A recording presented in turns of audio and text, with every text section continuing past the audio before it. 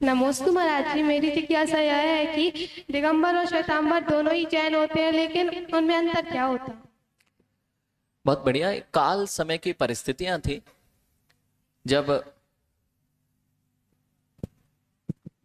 उत्तर भारत में अकाल पड़ा, उत्तर भारत में भीषण अकाल पड़ा और आचार्य भगवान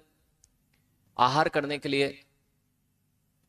जब जा रहे थे तो उन्होंने अपने निमित्त ज्ञान से एक बच्चे को देखा कि वह बच्चा रो रहा था और बच्चा बोल रहा था। उनके रुदन से समझ गए, वे आहार करने गए, रुदन से समझ गए कि उस निमित्त से उनको ज्ञान हो गया था कि उत्तर भारत में 12 साल का अकाल पड़ने वाला है।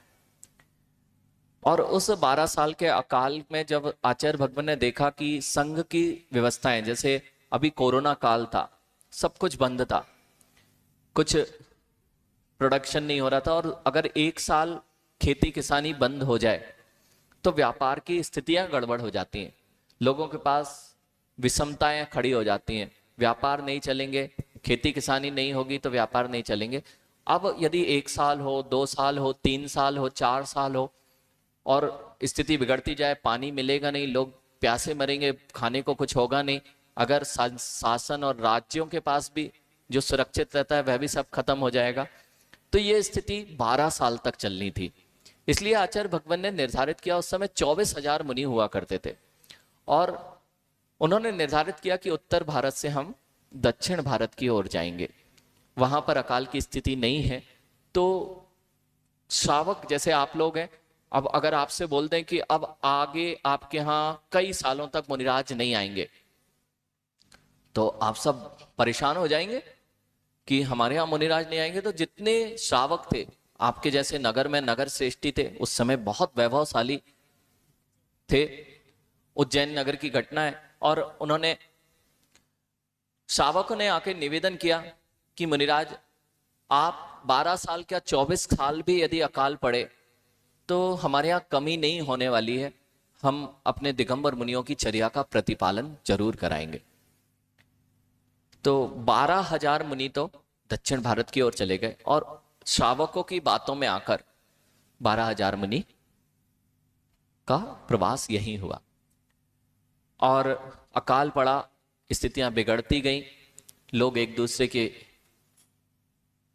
प्राण को हरण करने के लिए भी तैयार हो गए, कुत्ते बिल्ली सब जिसको जो मिलता था वह उसके पेट में से भी भोजन निकालने की स्थितियां बन गई। अब मुनिराज आहार करने जाते तो फिर सबको लगता कि देखो इनको तो भोजन मिल रहा, हमें भोजन नहीं मिल रहा है, तो बहुत विषम परिस्थितियां बन गई और मुनिराजों का आना जाना भी दुर्भर हो गया। तो फिर नियम किया गया कि मुनिराज वहां भोजन नहीं करेंगे, भोजन वे सुबह सुबह सुबह चले जाएं और अपने स्थान पर आ जाएं। ऐसे भी जाएंगे तो नहीं जाएंगे तो छुपा के जाना पड़ेगा, तो वस्त्रों का स्थान हो गया, वस्त्रों में ढक्कन लेने की परंपरा भी वहां से चलन को आई, 14 उपकरण भी वहां पर ग्रहण किए गए, और यह